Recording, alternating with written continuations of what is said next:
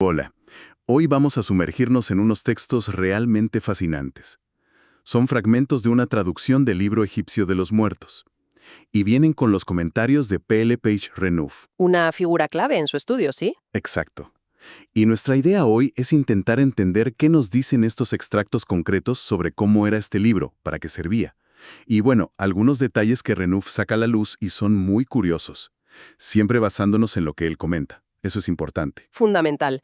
Nos ceñimos a su análisis de estos fragmentos. Y él mismo empieza diciendo algo interesante, que esto no es un ritual único y organizado, como creía Champollion. No, para nada. Renouf lo ve más como, bueno, como una colección de capítulos. Una especie de guía, ¿no? Para ayudar al difunto en el más allá. Y el nombre, Libro de los Muertos, eso viene después, de Lepsius, el Totenbuch. Tal. Hay excepciones, claro. Menciona la ceremonia de abrir la boca. Esa es una de las pocas excepciones claras, pero en general el contenido es otro. Muy bien, pues vamos a meternos en ello. Empecemos por la estructura. ¿Cómo está organizado según Renouf? Pues lo primero es la división en capítulos. Es la forma en que lo conocemos hoy. ¿La numeración de Lepsius? No. Esa misma. Renouf nos cuenta que el Lepsius siguió el orden de un papiro muy importante, el de Turín. Y aunque quizá no sea el orden original perfecto, Es el que se usa. La convención. exacto, es el estándar con el que trabajamos. Y Renouf advierte enseguida. Traducirlo, complicado. Muy complicado. Y eso que las frases, dice, suelen ser sencillas, cortas. Entonces, ¿dónde está la dificultad? Pues Renouf señala varios problemas, pero el principal, es la corrupción del texto. Los manuscritos que nos han llegado tienen errores acumulados. Errores de los escribas al copiar, imagino. Claro, a veces por simple descuido, Renouf sugiere que, total, estos textos iban a la tumba, no estaban pensados para que los leyéramos nosotros siglos después. No era una edición para la biblioteca de Alejandría, vamos. Para nada. Y otras veces el problema venía al pasar de la escritura rápida, la hierática, a los jeroglíficos más formales. Ah, claro. Signos que se parecen mucho en hierático, resulta que en jeroglíficos son completamente distintos, y ahí venían las confusiones. O sea que interpretar esto no es solo saber egipcio antiguo, es casi hacer de detective textual. Un poco sí. Hay que valorar distintas lecturas, entender posibles errores. Y luego está el lenguaje figurado. Renouf pone un ejemplo que me dejó pensando, lo de comerse el corazón. Uf, sí. Ese es un ejemplo perfecto. Si lo traduces literal, pues suena fatal. Canibalismo en el más allá, no sé. Claro, pero Renouf explica que no, que es una metáfora. Comerse el corazón significaba, pues, sentir remordimiento, arrepentirse de algo. Ah, vale, tiene más sentido. Insiste mucho en eso. Hay que buscar la clave de la metáfora, entender el contexto cultural. Si no, te quedas en la superficie y no entiendes nada. Entender la mentalidad, no solo las palabras. Vale. Y hablando de mentalidad, ¿qué nos dicen estos capítulos sobre lo que le preocupaba al difunto, qué esperaba o temía en ese viaje? Pues los propios títulos de los capítulos que Renouf comenta son muy reveladores, dan muchas pistas. A ver. Por ejemplo, el capítulo 25 trata sobre cómo recordar el propio nombre. Recordar tu nombre. Parece básico. Para nosotros sí, pero para ellos, perder el nombre era como dejar de existir, perder tu identidad. Era una segunda muerte. Terrible. Entiendo. El nombre era esencial. Y luego has mencionado el corazón. Hay una insistencia enorme ahí, ¿no? Muchísima. Los capítulos 26 a 29 y el famoso 30A, todos dedicados a conservar el corazón. ¿Por qué era tan crucial? Porque el corazón, para ellos, no era solo el órgano. Renouf distingue entre Ab, que sería el corazón como la sede de la consciencia, la memoria, la inteligencia, las emociones. El centro de la persona. Eso. Y luego Hatun, que quizás era un término más amplio, incluyendo el órgano físico, puede que hasta los pulmones. Pero el Ab, el corazón consciencia, era el testigo de tu vida, guardaba todo lo que habías hecho. Claro, y por eso era tan importante en el juicio, el famoso pesaje del corazón. Exactamente. El capítulo XXA es de hecho una súplica directa para ese momento. ¿Qué pide el difunto? Pues le pide a su propio corazón que no testifique en su contra, que no haya impedimentos legales, usa Renouf la palabra stoppel, Que los dioses del círculo divino no le pongan pegas. Y sobre todo, Que la balanza no se incline mal. justo, que no se incline en su contra delante de Osiris, el gran dios del más allá, el señor de Amenta. Es prepararse para el momento de la verdad. ¿Y sabemos más de ese juicio a través de Renouf? Bueno, en estos fragmentos no entra en la descripción completa del capítulo 125, pero sí menciona su segunda parte, la confesión negativa. Ah, sí, la lista de pecados que no has cometido. Esa es. El difunto tenía que declarar ante 42 jueces divinos que era inocente de una larga lista de faltas.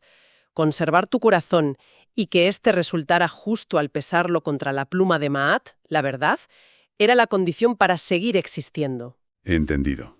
El corazón era tu historial y tu pasaporte. Pero aparte del juicio, Renouf menciona otros miedos más físicos, ¿no? Más directos. Sí, miedos muy viscerales. El miedo a que el cuerpo se pudriera en la tumba, la corrupción física, CAP-XL. El terror a no morir una segunda vez, CAP-XL4. Que era la aniquilación definitiva. Exacto. O a ser destruido, CAP-XL7. Incluso a que te cortaran la cabeza, CAP-XL3.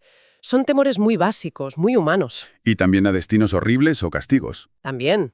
Terminar en un lugar llamado el Tajo Divino de Ejecución, CAPS-L, por ejemplo, o la humillación terrible de tener que comer suciedad o beber lejía, CAPS 52-53A.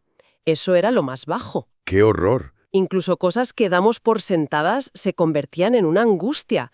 Tener aire para respirar, CAPS 54-55, o poder usar tus propios pies para moverte y salir al día, CAPS 92. Salir al día. Sí, es una expresión clave. Significa renacer cada mañana con el sol, poder salir de la oscuridad de la tumba o del más allá, poder moverse libremente. Vale. Y además de estos miedos generales, Renouf habla de peligros concretos, monstruos, trampas. El más allá egipcio no era un camino de rosas, ¿eh?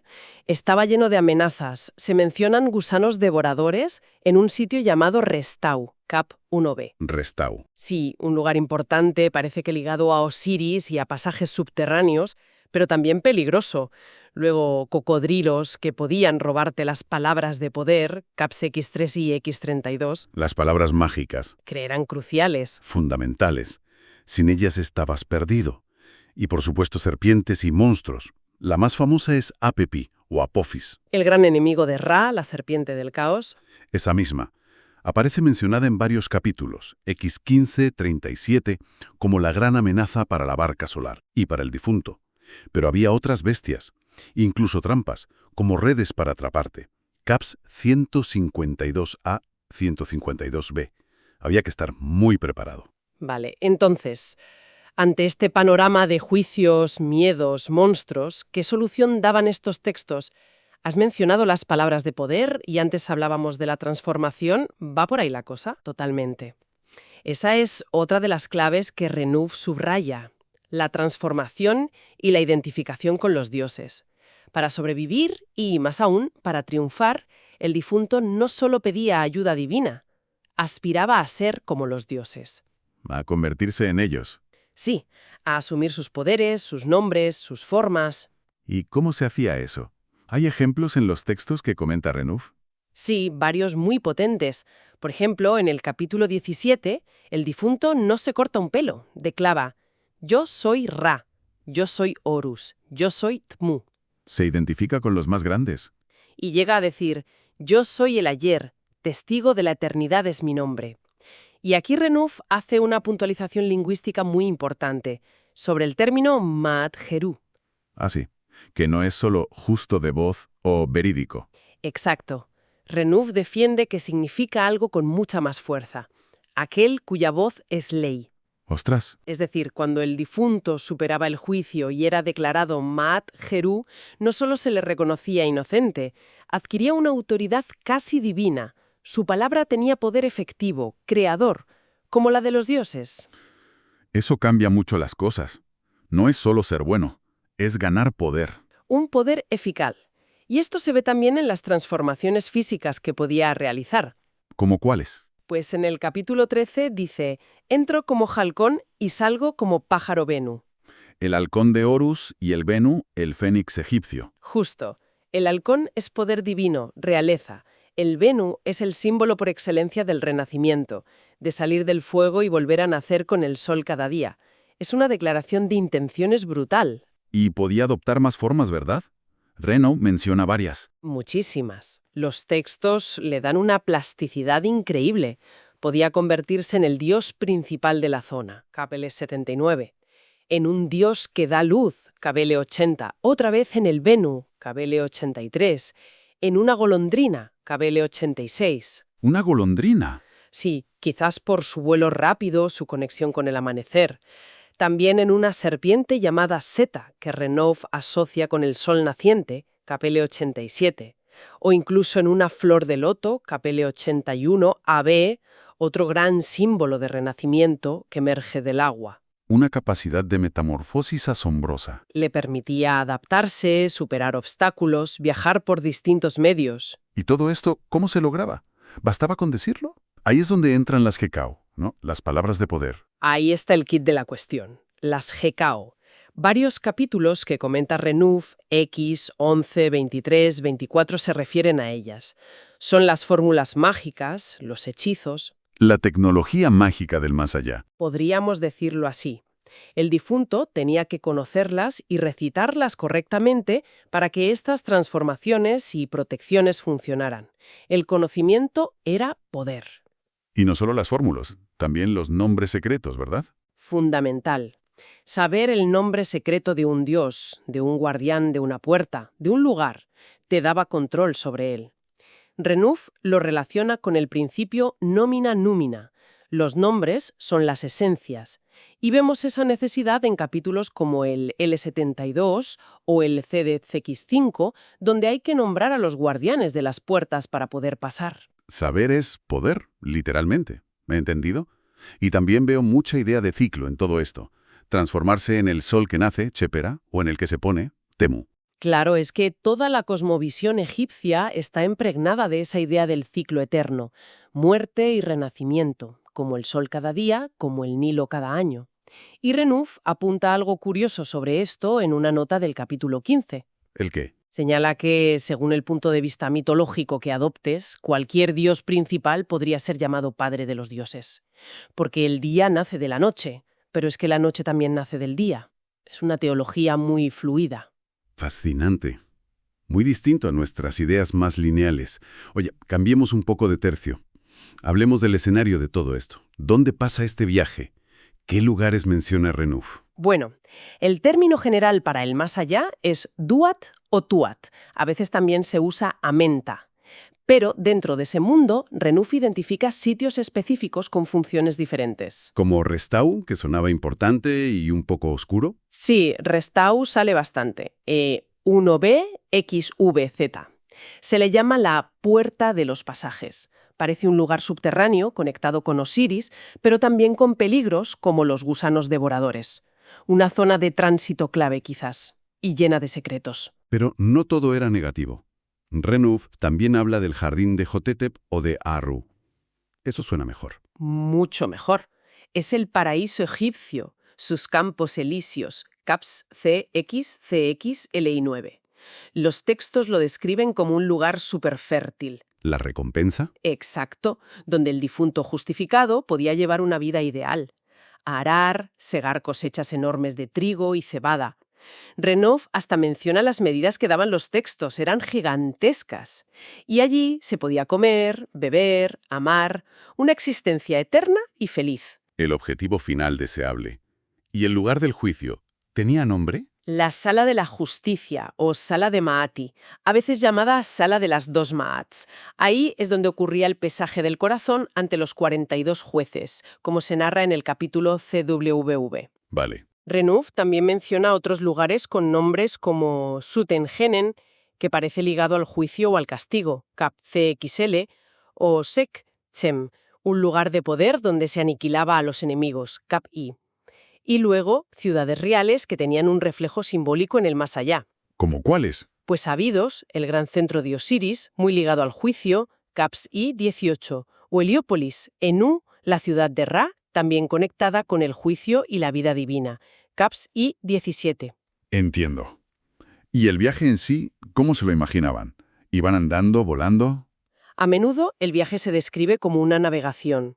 El gran sueño era ser aceptado en la barca del dios Sol, Ra. Para acompañarle en su viaje diario y nocturno. Eso es.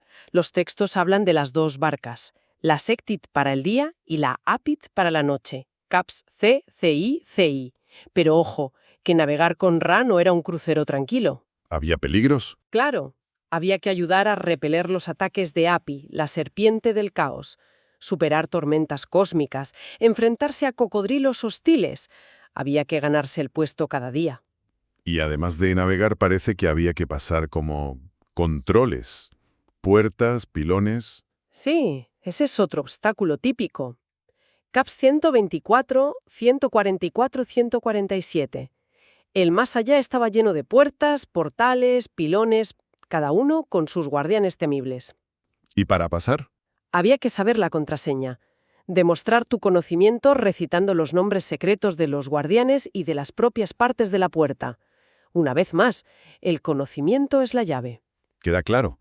Y el momento cumbre de todo este periplo, como ya hemos dicho, era el pesaje del corazón, la psicóstasis. Sin duda, es el clímax. Lo vemos implícito en la súplica del capítulo 300A y es el centro del 125. Renouf, basándose en los textos y las viñetas que los acompañan, evoca la escena. La balanza. La balanza. El corazón del difunto en un plapillo, en el otro la pluma de Maat, símbolo de la verdad y el orden. Tot apuntando el resultado. El dios Tot, escriba de los dioses, con su tablilla anotando si el resultado era favorable o no. Y esperando, al acecho. La temible Amemet. A Mehmet, sí. Esa criatura híbrida aterradora, parte cocodrilo, parte león, parte hipopótamo. Estaba allí, lista para devorar el corazón si pesaba más que la pluma, si no era justo. ¿Y si te devoraba el corazón? Era el fin. La aniquilación total, el olvido eterno. Renouf la menciona en sus notas. Es una figura clave del juicio. ¡Qué momento de tensión! Oye, han salido muchísimos conceptos, nombres, ideas. Quizá podríamos recapitular algunos de los más importantes que Renouf destaca para entender este mundo. Por ejemplo, las partes de la persona. No era solo cuerpo y alma, no. Era más complejo. Sí, la concepción egipcia del ser humano era multifacética. Renouf, a través de los textos, nos habla de varias partes esenciales para el más allá. Primero, el Kat. Ese es el cuerpo físico, la momia. Había que preservarlo a toda costa. La base material. Luego, el Ka. Es un concepto difícil, a veces se traduce como doble espiritual o fuerza vital. Necesitaba sustento. Las ofrendas de comida y bebida en la tumba eran para el Ka. Renouf lo menciona en notas de los capítulos C y V y CLXV. Vale. Kat, Ka. Después, el Ba. A menudo se representa como un pájaro con cabeza humana. Es lo más parecido a nuestra idea de alma individual, con capacidad de movimiento. Podía salir de la tumba, viajar, reunirse con el Ka o con el cuerpo. Lo vemos en títulos de capítulos como el 85 o 89. El Ba móvil. Y finalmente, el objetivo último. Convertirse en un Aj, a veces transcrito como Chu. Es el espíritu glorificado, transfigurado, luminoso. El estado que alcanzaba el difunto que había superado con éxito todas las pruebas y el juicio. Un ser de poder. Kat, Ka, Ba y Aj. Entendido. Y Maat ha salido un montón de veces, parece la piedra angular de todo. Lo es. Renouf insiste mucho en que Maat no es solo verdad o justicia en sentido legal, es mucho más. ¿Qué es entonces? Es el orden cósmico, la armonía del universo tal como fue creada por los dioses. Es rectitud, equilibrio, la ley divina y social. Es un principio abstracto fundamental que debe regir el mundo y la vida de las personas. Y también una diosa. También se personifica como una diosa, ¿sí? Y su símbolo, la pluma, es el contrapeso del corazón en el juicio. Vivir en Maat y ser justificado, según Maat, era el ideal supremo. Lo vemos por todas partes en los textos que comenta Renouf. Cápsula 12, 18, 125. Queda claro, Maat es central. Y luego estaban las herramientas para navegar todo esto. Ya hablamos de las palabras de poder, las Hekau, pero también los amuletos.